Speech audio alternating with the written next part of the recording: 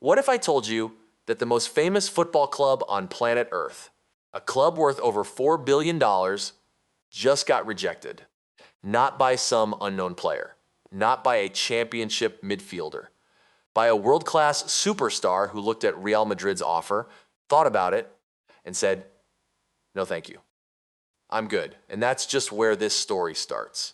Because while Madrid was getting rejected in the transfer market, inside the Bernabeu walls, something even bigger was collapsing. A dressing room at war with itself. A manager eaten alive in under a year. Players pretending to fall asleep during team meetings. Teammates throwing actual punches at each other on the training ground. And one of the most talented young players in world football, Jude Bellingham, standing right in the middle of all of it, watching everything burn. And now, José Mourinho has walked through the door, the most feared manager in modern football history. And his arrival has triggered a chain reaction that nobody saw coming. My name is Robert. This is Robert Football Talk. And if you're a football fan, a Real Madrid fan, a Bellingham fan, or just someone who loves watching the most dramatic club on earth implode and rebuild in real time, you need to watch this video all the way to the end. Because what is happening at Real Madrid right now is not just a transfer story. It is a full-scale football earthquake. And by the end of this video, you will understand exactly why. And before we dive in, if you are new here, hit that subscribe button right now. I cover the stories that go deeper than the headlines. The drama behind the drama. The real reason things happen at the biggest clubs in the world. Subscribe. Turn on notifications, and let's get into it. Let's start with the rejection, because I genuinely laughed out loud when I heard about this. Real Madrid, the Galacticos, the club that signed Zidane, Ronaldo, Beckham, Figo, Bale, Mbappé, the club that has spent more money on footballers than almost any institution in the history of sport. The club where Florentino Perez went on national television and announced, and I quote, that he was going to make the biggest transfer offer Real Madrid has ever made. At least 150 million euros. He said on TV, he said Tuesday, he gave a date, and then silence. Because the player they were chasing, a player reportedly linked as the man to replace or compete with Vinicius Jr, said no. Now I want you to sit with that for a moment, because this is not normal. Top players do not say no to Real Madrid. It doesn't happen. Or at least, it didn't used to happen. For 30 years, Florentino Perez has been able to pick up the phone, call almost any player in the world, say the words, "Real Madrid wants you," and watch that player's eyes light up. But that was then. And this is now. 2 seasons without a single trophy. 3 managers fired or forced out in under 12 months. Players fighting each other on the training pitch. Stars being booed by their own fans at the Bernabeu.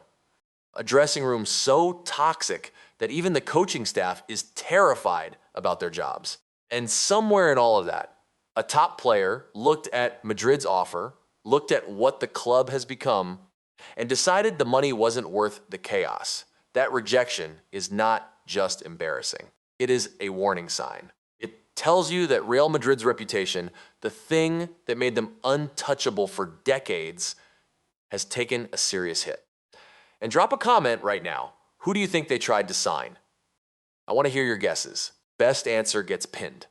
But okay, let's zoom out. Because to understand where Madrid is right now, you have to understand how they got here. And this story goes back further than most people realize. It starts with Carlo Ancelotti, a legend, a 2-time Champions League winner with the club, a manager the players genuinely loved and respected. And even he couldn't hold that dressing room together in his final months. The cracks were already forming. The egos were already too big. And when he left, Madrid thought the solution was to go sentimental. Enter Xabi Alonso. Now listen, I understand why this seemed like a genius move. Xabi Alonso is a Madridista, born and raised in the Real Madrid culture, a player who gave everything to that club. The fans worshipped him, Before he even took his first training session, the players respected him. There was genuine belief, real, genuine hope that this man could come in and make everything right. But the dressing room that greeted Xabi Alonso was not the dressing room he had imagined. It was not the dressing room of Ramos and Modric and Nacho, leaders, warriors, men who put the club before themselves. No. This dressing room was something else entirely. And the moment that destroyed everything, the point of no return, came during El Clasico in late October. Vinicius Jr. was substituted. And instead of walking off the pitch like a professional, like a teammate, like someone who understands that football is a team sport, Vinicius made his feelings very clear. He turned to the bench. He stared at Alonso. He let everyone in the stadium, everyone watching on TV, and everyone in that dressing room know exactly how he felt about being taken off. That image, that one moment, became the symbol of everything wrong at Real Madrid. Because here is what that moment communicated to every other player in that squad. If Vinicius Jr., the most important attacking player at the club, the man they built their entire system around, can disrespect the manager in front of 80,000 people and face zero consequences, then what is the point of the manager having any authority at all? And it got worse. So much worse. Reports started coming out of Valdebebas, the Real Madrid training ground, that were almost impossible to believe. Players pretending to fall asleep during tactical sessions, literally. Sitting in the team meeting while the manager is speaking and closing their eyes, putting their heads down, pretending to sleep at Real Madrid. The Real Madrid, the most decorated club in the history of European football. Xabi Alonso reportedly snapped at one point and said, and this quote is everything, I didn't realize I'd walked into a nursery. A nursery. That is how the manager of Real Madrid described his own squad. And you know what? He wasn't wrong. Now, to be fair to Bellingham, and this matters, so pay attention, he was not the ringleader of this chaos. He was not the one sleeping in meetings.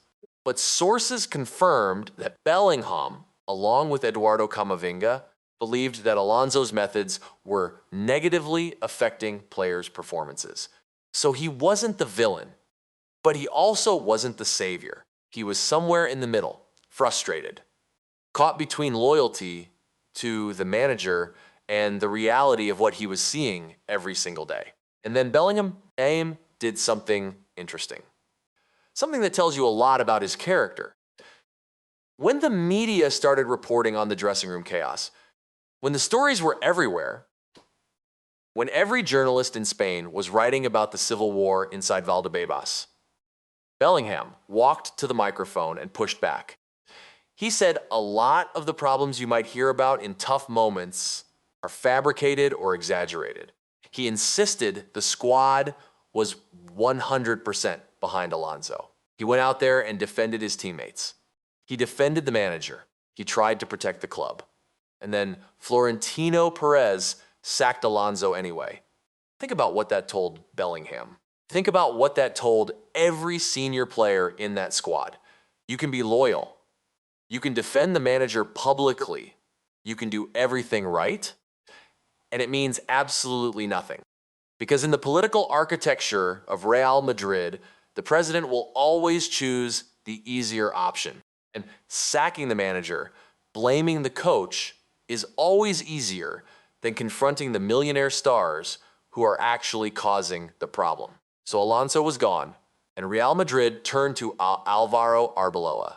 Now, I want to be careful here because I don't want to be unfair to Arbeloa. But this was not a good appointment.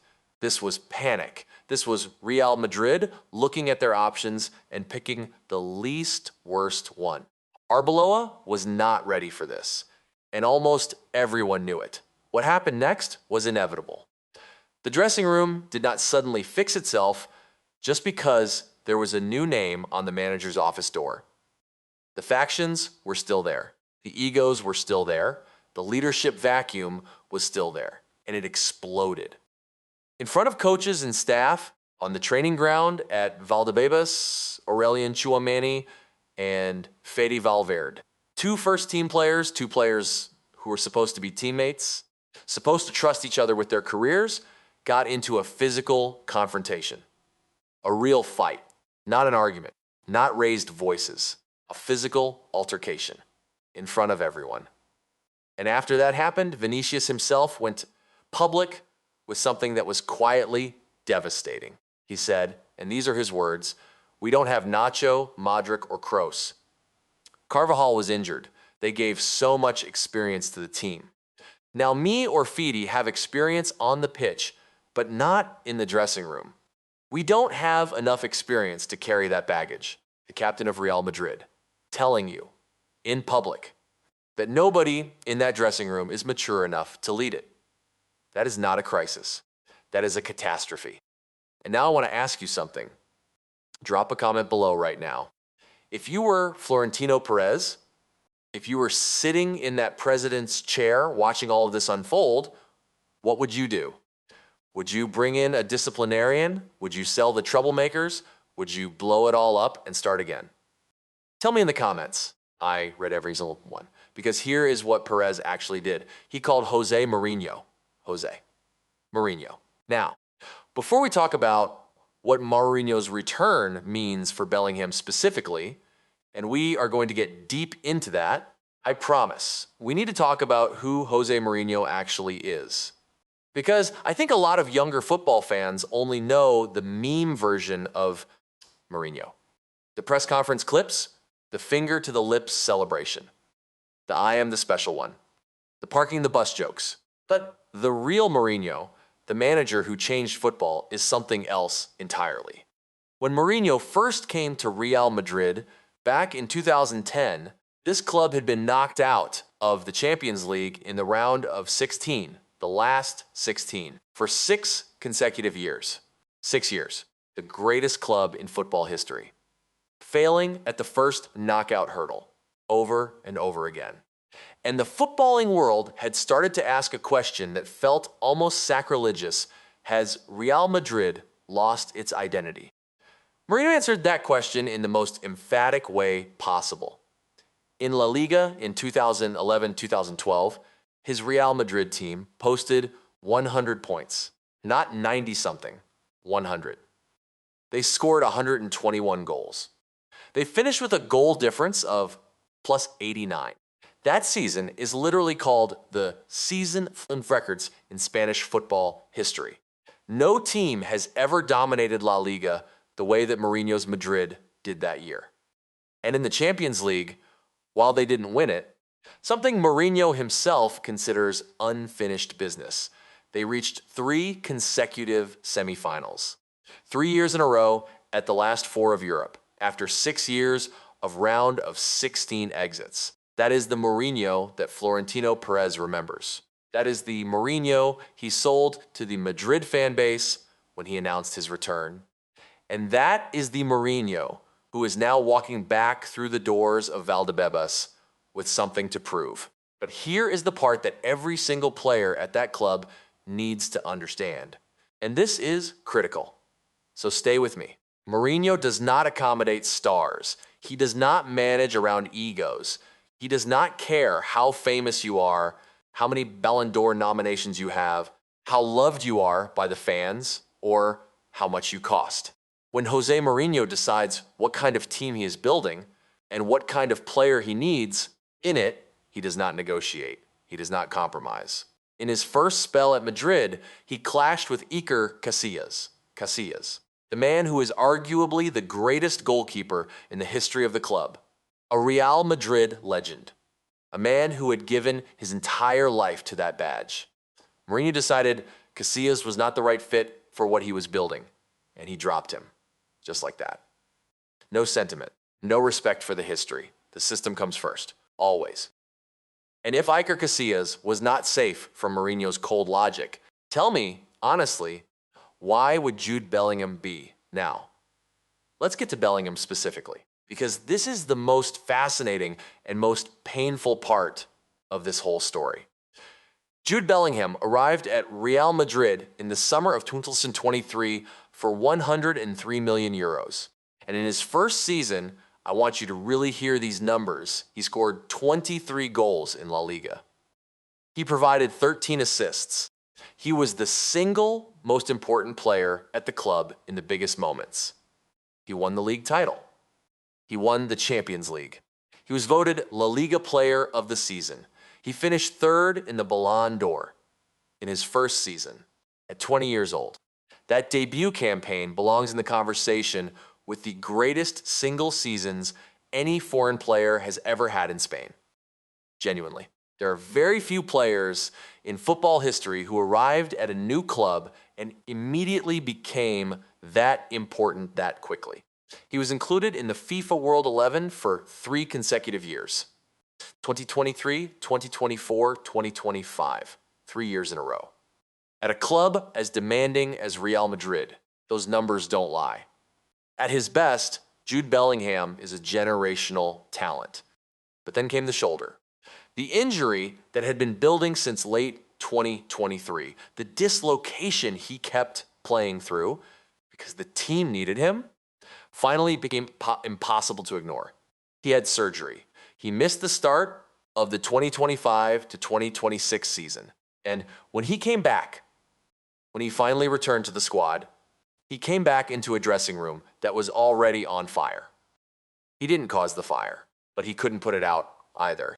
And after Madrid's humiliating 4-2 defeat to Benfica, the result that knocked them out of automatic Champions League progression, Bellingham finally said in public what everyone had been feeling in private. He said he was running out of words for these games. He said his teammates don't do basic things right despite being talented. And I want you to think about how much frustration, how much genuine pain it takes for a professional footballer to say something like that about his own teammates in a press conference. This was not a calculated media move. This was a man at his limit.